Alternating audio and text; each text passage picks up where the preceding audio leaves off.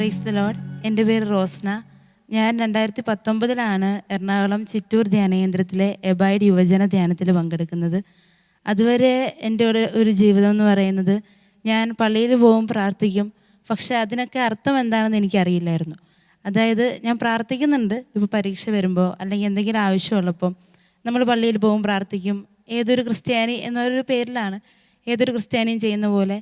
പക്ഷേ ഈ എബൈഡ് ധ്യാനത്തിൽ പങ്കെടുത്തപ്പോൾ എനിക്ക് മനസ്സിലായി, ക്രിസ്തീയ വിശ്വാസം അനുസരിച്ച് നമ്മുടെ കൂടെ നടക്കുന്ന, നമ്മുടെ വേദനകൾ അറിയുന്ന, സങ്കടങ്ങൾ അറിയുന്ന ഒരു ഈശോ ഉണ്ട്. അപ്പോൾ ധ്യാനത്തിൻ്റെ സമയത്ത് അച്ഛൻ ഇങ്ങനെ പറഞ്ഞു, ഈശോ ആണ് ഏകരക്ഷകൻ. അന്ന് അതിൻ്റെ അർത്ഥം എനിക്ക് പൂർണ്ണമായും മനസ്സിലായില്ല. പക്ഷേ എങ്കിലും ആ ഒരു ധ്യാനത്തിൻ്റെ സമയത്ത് ഈശോയുടെ സ്നേഹം അനുഭവിച്ചപ്പോൾ ഈശോയെ മനസ്സുകൊണ്ട് അംഗീകരിക്കുവാനും ഏറ്റുപറയുവാനും സ്നേഹിക്കുവാനും എനിക്ക് സാധിച്ചു.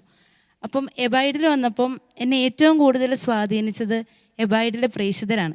കാരണം നമ്മളിരിക്കുന്ന ധ്യാന ഹാളിലാണെങ്കിലും നമ്മൾ ഭക്ഷണം കഴിക്കാൻ പോകുന്നിടത്താണെങ്കിലും നമ്മൾ പോകുന്ന വഴികളിലെല്ലാം ഈ പ്രേക്ഷിതരിങ്ങനെ നടക്കുന്നത് കാണാം.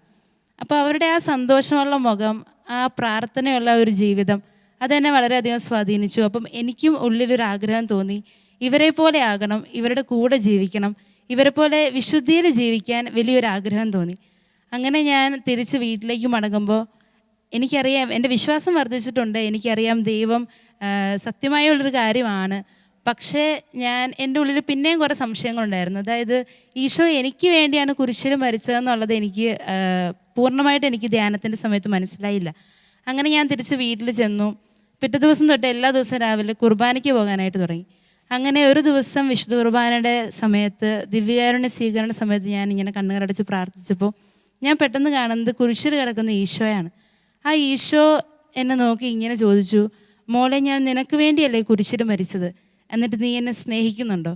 ശരിക്കും ആ ചോദ്യം അത് എൻ്റെ ഹൃദയത്തിലേക്കാണ് വന്ന് കയറിയത്.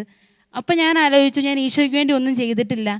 ഞാൻ എബൈഡിലൂടെ ദൈവത്തിൻ്റെ സ്നേഹം അനുഭവിച്ചു. പക്ഷേ ഇനി എന്തെങ്കിലും എനിക്ക് എൻ്റെ ജീവിതം കൊണ്ട് ചെയ്യണം.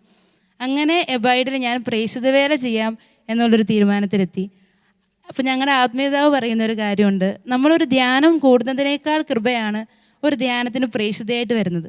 അങ്ങനെ ഞാൻ എബൈഡിന് പ്രേക്ഷിതയായിട്ട് വന്നു.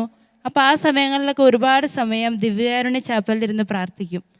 അങ്ങനെ പ്രാർത്ഥിക്കുന്ന സമയത്ത് ഈശോ തന്നെ എൻ്റെ ഉള്ളിൽ ഓരോ സംശയങ്ങളും നീക്കാനായിട്ട് തുടങ്ങി. അങ്ങനെയാണ് വിശ്വാസത്തിൽ വളരുവാനും വിശുദ്ധിയിൽ ജീവിക്കുവാനും കൂട്ടായ്മയിൽ പ്രവർത്തിക്കുവാനൊക്കെ പരിശുദ്ധാത്മാവ് എന്നെ സഹായിച്ചു.